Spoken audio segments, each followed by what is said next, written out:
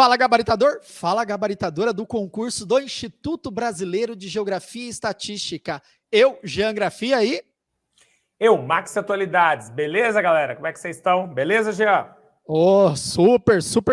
Calorão, mas tamo aqui, né? Tamo aqui para gravar uma aula de uma temática que vai estar presente na prova do IBGE. Mas como você sabe, Jean, pessoal, esse ano, 2023, nós tivemos o censo. E o censo é realizado pelo IBGE.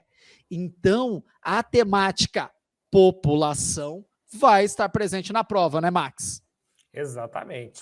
Todo esse processo, né, de como a população brasileira se encontra, com quantos somos, quem somos, para onde estamos indo, o que estamos fazendo, o que pensamos, no que trabalhamos, é a função do censo. E se você, né, quer entrar no IBGE, você tem que saber que esse é o ponto mais importante, principalmente para esse ano. Demografia, que é a função básica do IBGE, entender como que a nossa população se encontra, né? E como fazer isso de forma assertiva, né, para os próximos anos em relação a uma política pública e todo esse processo. Max, essa temática população é o coração do IBGE, porque junta a geografia e a estatística. Porque quando nós estudamos demografia, nós estudamos muito gráfico, muita tabela, nós fazemos contas de matemática. Contas de matemática, por exemplo, para saber taxa de mortalidade infantil, taxa de natalidade, população absoluta e população relativa. Tudo isso que eu acabei de falar com vocês são conceitos demográficos. Por exemplo, quando eu falo população absoluta, é a população total. Nós imaginamos que o Brasil já teria 230 milhões de habitantes, né, Max? Mas estamos longe dos 230 milhões. O Brasil, ele não cresceu, como o IBGE tinha feito alguns cenários. Nós tivemos um crescimento muito tímido. Por conta disso, outros países que têm um crescimento muito maior ultrapassou o Brasil. Por exemplo, o Paquistão, né, um país muçulmano, né, com uma taxa de natalidade muito alta. Tá, Jean, mas o que é essa taxa de natalidade? Nada mais é que o número de nascidos vivos por 1000. Então, de 1000 crianças, quantas nasceram vivas? Jean, como assim? Toda criança nasce viva? Não necessariamente. No momento do parto, né, onde você tem o obstetra e o pediatra, quando a criança nasce, o obstetra passa para o pediatra e o pediatra vai ver se a criança nasceu viva. E aí, no momento que ele averigua lá que a criança não tem nenhum probleminha com ela, ele vai emitir um atestado. Esse atestado, o pai vai pegar e vai até o cartório registrar a criança. Mas no momento que ele emite esse relatório, essa criança já entra nos dados como nascido vivo. Então, já entra na taxa de natalidade, que é uma temática assim, mega importante para uma prova do IBGE. Outro ponto também que casa e a galera tem dificuldade de separar e de diferenciar é a taxa de fecundidade, que é número de filhos por mulher, que no Brasil está caindo. Mas por quê? Porque, primeiro, na sociedade que nós vivemos, a sociedade do capital, filho é gasto, é escola, é lazer, é educação, é um monte de coisa. E as famílias estão muito mais conscientes, com um nível de escolaridade maior, e elas já falam, poxa, se eu ter 5 filhos, pode ter problema. Não é mais o Brasil rural, né, Max? Que filho era mão de obra, né? Quanto mais filhos, melhor, porque aí ajudava na roça, né? E só dava comida e pronto, já estava resolvido. Hoje não, né? O Brasil é um país urbano, é um país que os pais têm que trabalhar para sustentar as crianças. Então, diminui o número de filhos por mulher. A mulher já tem essa consciência. Fora métodos contraceptivos, né? A mulher demorando mais para casar porque ela quer estudar mais. Muitas nem querem casar, quer ter uma vida independente, solteira. Tá? Então você já tem esses cenários do comportamento feminino muito diferente hoje. Tá? Mas isso não aconteceu hoje, já vem sendo transformado de forma bem lenta desde a década de 70, entrando na década de 80, 90, mas agora isso ficou muito claro e impactou diretamente na nossa dinâmica populacional, né, Max? Isso aí, Jean. É importante entender, né? Porque nós tivemos um ponto importante que o Jean está falando, é a questão da transição demográfica, né? Então, a gente está passando por um novo momento da transição demográfica, né? Nós estamos entrando ali num momento em que a expectativa de vida sobe, tá? Mas a gente tem uma baixa taxa de fecundidade. A média hoje no Brasil por volta de 1,6 filho por mulher, caminhando para um cenário que nos próximos 30 anos nós teremos 1 filho por mulher, taxa, né, da Alemanha, taxa de países europeus que vem tentando solucionar isso com diversas políticas nesse cenário. Então quer dizer que daqui a 30 anos nós teremos a cada 2 mulheres, uma não terá filho. Então, essa estrutura nos traz alguns conceitos demográficos importantes, como o conceito da PEA, né, Jean? População economicamente ativa, como sustentar o processo previdenciário. Então, um pega muito importante das questões do IBGE é assim. Por exemplo, a gente esperava que nós tivéssemos mais pessoas. E aí, de certa forma, um dos pontos para ter mais pessoas é aumentar a expectativa de vida.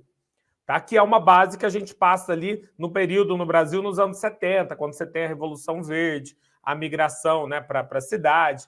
Então, nesse cenário, o Brasil aumenta a expectativa de vida e a gente passa por um ponto que é bem importante, conceito interessante, que é o do bônus demográfico, tá? Porque a gente ainda tem uma taxa de fecundidade e de natalidade começa a melhorar, né, a quantidade de crianças nascidas vivas. Então, você tem uma taxa de fecundidade ainda alta, nos anos 70, e um aumento da expectativa de vida. A população cresce, faz uma barriga na transição demográfica. No momento que a gente está, a gente aumentou a expectativa de vida. O Brasil tem uma expectativa de vida hoje, né, considerada aí de média para alta, tá? Em muitos estados. Há uma desigualdade grande, mas muitos estados têm uma expectativa de vida já bem mais alta do que era há 30, 40 anos. Por que não subiu, então? Igual o Jean falou que veio menos. Porque mesmo que aumente a expectativa de vida, você tem uma queda da taxa de fecundidade, né? Menos filhos por mulher, por esses vários elementos. Então, pega, muitas vezes, se aumentou população no Brasil, mesmo que pouco, aumentou, significa que está tendo mais filhos, e não. Tá? Então, é importante fazer essa diferenciação das bases. Já é um problema de país desenvolvido, sem que a gente tenha chegado ao desenvolvimento, né, Jean? É isso mesmo. E ó, tudo isso que o Max falou, casando o que eu iniciei na minha introdução, é analisado em cima de uma pirâmide etária. Então, possivelmente na prova, né, se cair, aliás, vai cair demografia, pode aparecer uma pirâmide para você fazer análise, né, da base, do meio e do topo. Topo são os idosos, a expectativa de vida, a base, os nascidos, e o meio, a população economicamente ativa que o Max estava falando, quem trabalha e quem consome. E aí você vai fazer análise, está entrando menos, falta gente para trabalhar, tem que inserir imigração ou investir em tecnologia para substituir a mão de obra. Cara, é uma análise muito complexa que a pirâmide etária nos ajuda a compreender. Mas, Max, você trouxe um ponto aí logo no início da sua fala que também, cara, é show aparecer na prova, que é migração. E os alunos têm muita dificuldade de definir o que é migração e imigração. E os diversos tipos desses deslocamentos no espaço geográfico, né? Exatamente. Então, inicia migração, né? Sem o E, sem o. Migração é deslocamento, né? Deslocamento de pessoas. Isso que nós vamos chamar de de imigração, né? Emigração é quem sai, né, de uma determinada área. Então, em geral, a gente usa esses termos mais para a estrutura, né, que o cara emigrou do Brasil e chega como um imigrante nos Estados Unidos. Então, o imigrante é quem chega, o emigrante é quem sai. Mas a gente pode usar isso na estrutura interna do país. Então, o cara emigrou do Centro-Oeste e, né, ele migrou, ele faz essa emigração, sai, ele migra e aí ele chega. Então, ele chega como imigrante, né? Seria esse o conceito, um imigrante numa determinada localidade. Então, o E é de sair e o I é de chegar em uma determinada área que não é sua, onde você seria um estrangeiro desse processo.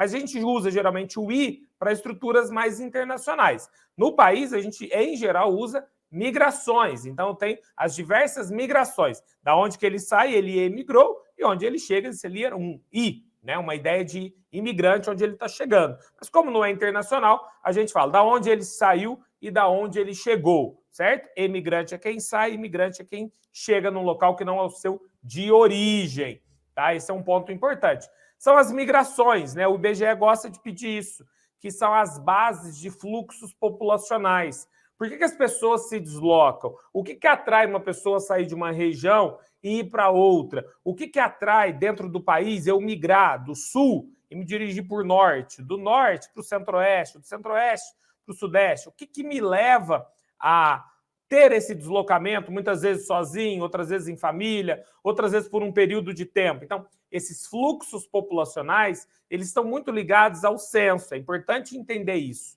Tá? O censo vai me mostrar os processos migratórios, né? Eu tenho diversos tipos, né? Alguns deles a gente vai entender que são mais perto, outros que vão ter uma distância maior, outros que vão demorar mais tempo. Então, migração é um dos conceitos bem importantes dentro da demografia, porque ele fala de pessoas em deslocamento. E quem desloca, desloca por um motivo ou por alguns motivos, né, Jean?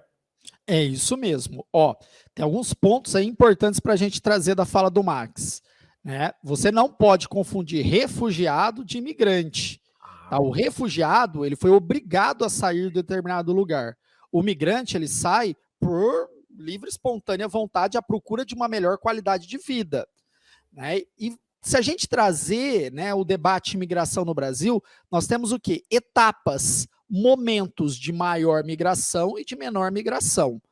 E isso está sempre relacionado à região nordeste do país. Então, se a gente pega, faz um recorte, início da industrialização no país, eu falo indústria de fato, entrada das multinacionais no período JK, você tem um momento importante da saída dos nordestinos para a região metropolitana de São Paulo, porque toda a estrutura da cidade estava voltada a essas indústrias, então precisava de mão de obra e mercado consumidor. Então, a estrutura pensada por JK nos 50 anos em 5, né, no SALTEI, saúde, alimentação, transporte, educação e indústria, era o quê? Inchar a cidade, crescer, porque senão uma montadora não queria se instalar ali no estado de São Paulo. Oh, não tem mão de obra, não tem mercado consumidor. Aí os nordestinos vieram para São Paulo, e aí o processo de urbanização, cada tijolo colocado num edifício em São Paulo tem a mão do nordestino. Você também tem a migração logo ali no período JK para a cidade de Brasília, né, os candangos, né, os candangos foram apelidados de candangos. Muitos não voltaram para o Nordeste, ficaram no entorno de Brasília, Planaltina, Gama, se fixaram ali. Você tem outro momento de nordestinos indo para o Pará, em Serra Pelada, isso já na década de 80, né, para trabalhar no garimpo. Antes, você teve de nordestinos indo para a Zona Franca de Manaus. E se a gente voltar, né, Max? Antes ainda de nordestinos indo à procura da borracha. E se a gente fazer uma análise mais recente ali, no primeiro, segundo governo Lula, você teve um retorno de nordestinos. Né? Então, eles voltaram para o Nordeste, porque o Nordeste estava assim, com crescimento econômico, com geração de emprego, então era melhor viver ali na terra de manhinha do que viver na terra do asfalto, do concreto. Esses deslocamentos podem cair na prova com um mapa do Brasil cheio de setas, setas maiores, setas menores, mostrando o deslocamento, né? E a prova pode te indagar a respeito de um deslocamento ou de todos os deslocamentos. Tá? A aula no Gabarita Geoconcurso, a gente analisa isso, tá? Todo o processo de deslocamento. E ó, desce o dedão no like, se inscreva no canal, canal focado aqui no concurso do IBGE, tá? Vamos, se inscreve? Isso, valeu.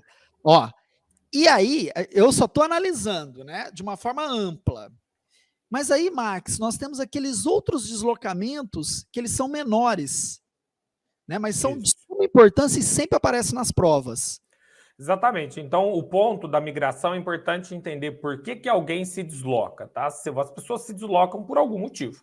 Em geral, esse motivo está ligado à questão financeira. Esse motivo está ligado à questão de emprego, tá? Emprego, é importante isso. Então, você tem num país de dimensões continentais... curiosidade, por que o Brasil é considerado um país de dimensão continental? Porque é um país maior do que o menor continente, né, que é a Oceania. Então, os países de dimensões continentais possuem áreas aí do tamanho ou maiores do que a Oceania. Só para entender, o Brasil realmente é um continente, né? Então, gigantesco. Nós temos uma variedade climática, mesmo que a maioria tropical e, né, na linha ali equatorial, nós temos uma variedade de clima, de solos, que vão, né, na base de um país que tem boa parte da mão de obra envolvida no setor agrário ainda, você vai precisar fazer alguns deslocamentos baseado, por exemplo, na colheita. Vem para São Paulo na colheita do café, vou para Minas na pecuária, né? Então, assim, eu vou para o Centro-Oeste na soja. Então, você tem os motivos dos deslocamentos. Isso é um ponto importante. Então, quando o Jean fala, eles voltaram para o Nordeste, uma migração de retorno, tá? Ponto interessante, migração de retorno. Uma que é bem importante, que tem a ver com um tema que é sempre cobrado, que é a urbanização, são os processos, principalmente em regiões metropolitanas, né? Que tem aquele movimento do pêndulo. O cara mora, por exemplo, ali, vamos para uma cidade como São Caetano do Sul, ele mora em São Caetano, mas trabalha em São Paulo. Então, ele vai atravessar ali, então ele sai, é um processo intermunicipal na região metropolitana, ele sai de manhã, vai para o trabalho em São Caetano e volta para casa para dormir. Né? Eu tenho algumas cidades que a gente até chama de cidades dormitórios, que elas só servem para dormir, cidades pequenas, principalmente próximas, cidades sem tantos, não pequenas, próximas às regiões metropolitanas. Franca de Ribeirão. Não, Franca não. Mas assim, o que acontece? Você tem muitos estudantes, né, que saem de uma cidade menor e vão para uma cidade maior para estudar, chega 14, 15, 20, 30 ônibus na universidade, principalmente à noite. Então, migração pendular, vai e volta. Tem migração de retorno, eu tenho a migração sazonal, né, Jean? Ponto importante das linhas de migração. Então, os processos ligados à migração sempre vão ter um componente financeiro e de emprego. Tá? Você vai ter ali uma determinada época do ano. Isso tem a ver, no sentido geral do país, também com empregabilidade, com emprego informal, né? Porque o cara trabalha 3 meses numa colheita, depois, no período do verão, na costa, por exemplo, ele vai para o litoral para ser garçom no litoral, depois, no período que não está na época, né, das férias, por exemplo, na alta temporada, ele vai fazer um outro tipo de serviço. Então, assim, essa junção, né, essa miscelânea do processo é o que o IBGE faz. Entender, rastrear, mostrar, pôr em estatística o que a população brasileira faz. Então, a migração é uma das coisas difíceis de pegar dentro da estatística, mas ela é extremamente importante. Por exemplo, para uma política pública, para a urbanização. Quanto que a cidade... Eu tenho, né, um exemplo aqui de uma cidade, a cidade tem 350 mil habitantes. De dia, das 6 da manhã às 4 da tarde, ela chega a 390 mil habitantes. À noite, na madrugada, que ela tem 360 mil. Por quê? Porque durante o dia eu tenho 30 mil pessoas, tem 10% a mais da cidade aqui. Então, esse cenário na urbanização é gigantesco, vai atrapalhar a mobilidade urbana. Então, fazer a relação entre migração e o processo urbano é fundamental aí, Jean. Cara, que show, que show. Olha o tanto de informação, gente. Qual que é o nosso objetivo? É fazer análises para vocês entender aquilo que vai aparecer na prova, mas cada ponto que a gente trouxe aqui, você precisa se aprofundar. E para se aprofundar, nós vamos dar a oportunidade de você estudar com a gente no Gabaritagel Concursos. Jean, é só geografia? Não, não. São todas as matérias do curso de técnico. Então, não deixe de clicar aqui, um preço show de bola, mega oportunidade. Pré-edital. Quando sair o edital, se for necessário fazer todas as modificações necessárias, nós garantimos. E, gente, vai ser o concurso. E você tem que estar preparado para garantir a sua nomeação, né, Max? É isso aí, galera. Tudo isso que a gente falou, né? Nós, como geógrafos, né, Gia, a gente sempre adorou essa parte que o IBGE faz, né? Faz parte da nossa linha, mas o IBGE é mais, né, do que isso. Também tem toda a parte de estatística. O nosso curso é completo, tá? Com análises aprofundadas, com exercício de tudo isso que a gente falou para vocês, com aulas separadinhas e aulas que vão fazer essa conexão. Combinado, galera? Gabarita Geo Concurso, a melhor plataforma para a sua preparação para o IBGE. Valeu, pessoal. Ó, se inscreva no canal para não perder as lives, hein? E a hora que sair o edital, é live todo dia. Live todo dia. O Max vai gravar live todo dia. Valeu, galera. Valeu, um abraço. Até, tchau.